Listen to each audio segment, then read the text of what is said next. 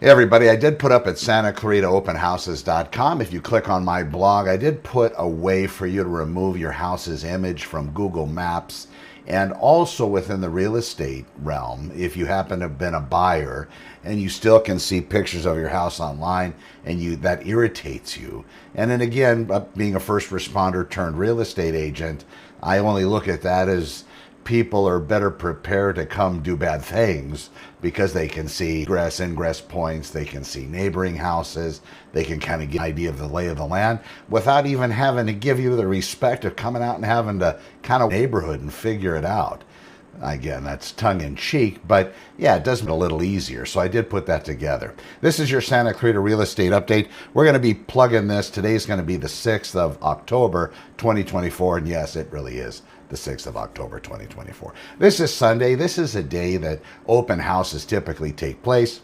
Everywhere, Saturdays are also big open house days too. One of the things that has changed out there in the world is regarding representation. When you are seeking an agent to help you purchase a residence, there's also a contract involved at the very beginning before you look at house number one.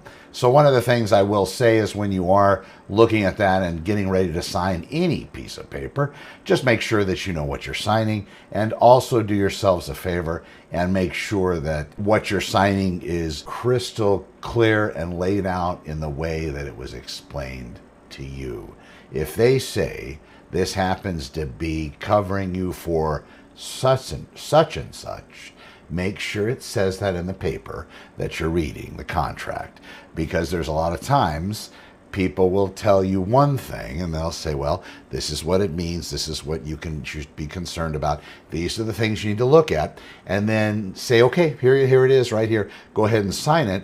Most of us would trust that the person that told you what you're signing is being honest about what you're signing, and my God, it's right in front of you.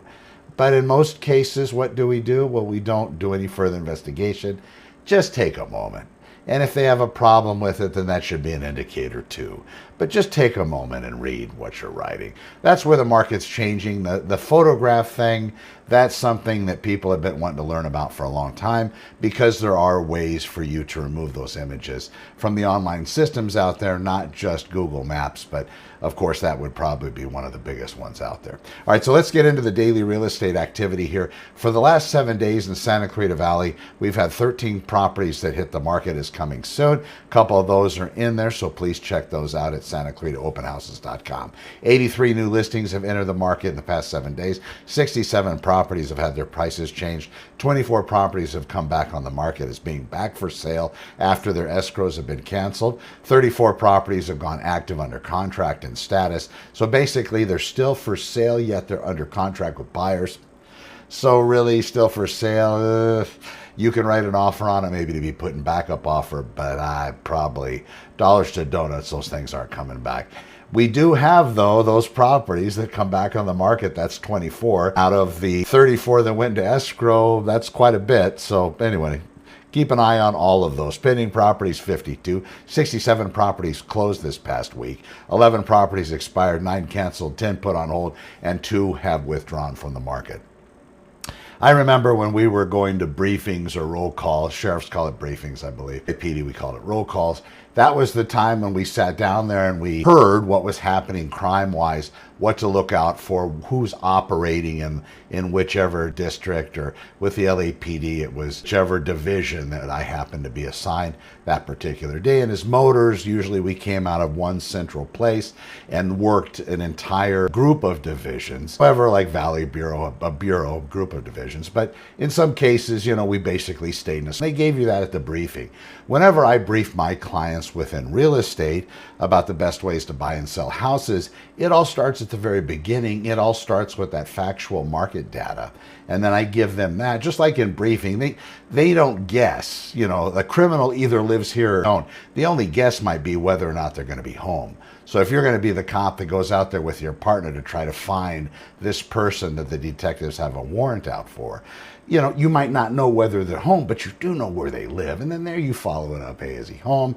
No. Hey, is he over, what's his friend's name? And your partner will say Tommy, and then the person standing at the door, you might be able to bait them into that. They might say, well, you mean Johnny? Yeah, Johnny. Does he live on, says no, he lives, you know, and then you get that and you go and get him. Well, in real estate, when I talk to my clients, it's a lot about strategy. We talk about the way the market is. And if somebody wants to buy something today, that's a different approach than when the market is in a buyer's realm.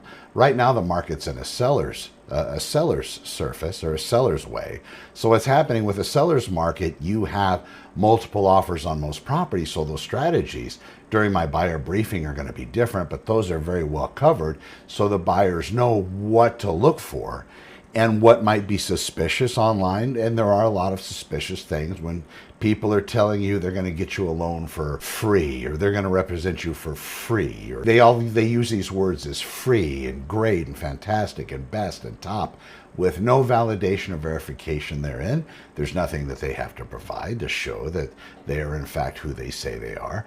So it's kind of wild, wild west out there. And I think that's going to end up being worse in the future. One of the things I will tell you, as I tell my clients, besides, you know, we have our buyer briefing or a roll call for real estate buyers or sellers, right now fakes are starting to be everywhere.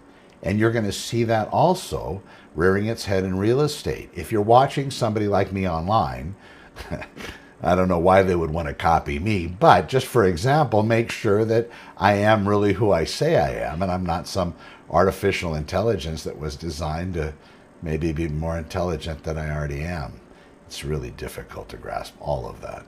Anyway, I hope this has helped you. This is your real estate update. We'll be back tomorrow, Monday. I will tell you that right now, with the interest rates coming down just ever so slightly, it was really kind of we thought it would be more. We are heading into the election time. There's a lot of exciting stuff happening in the world, and some good, some bad. Just keep your eyes out. Be wary. Do not jump into anything. Check out that article I wrote and talked about, the video I put together on how to have your property removed from Google Maps if you don't want the photograph there. And being, you know, longtime cop turned real estate agent, yeah, that's a tough one. Just because it's so many access, but then the other side of it, well, who's really doing that kind of research on you online anyway before they come out and want to harm against you? I guess if somebody knew you and wanted to do it, maybe they would do the due diligence. I don't know if they would use their own computer or somewhere else, but the fact that they would be able to see your residence would be one thing. But then you explore this from the other end of it. Most criminals, yeah, they'll be out there to do crime. They usually don't plan it out. Usually it's a very knee-jerk reaction into that criminality. They've been doing it.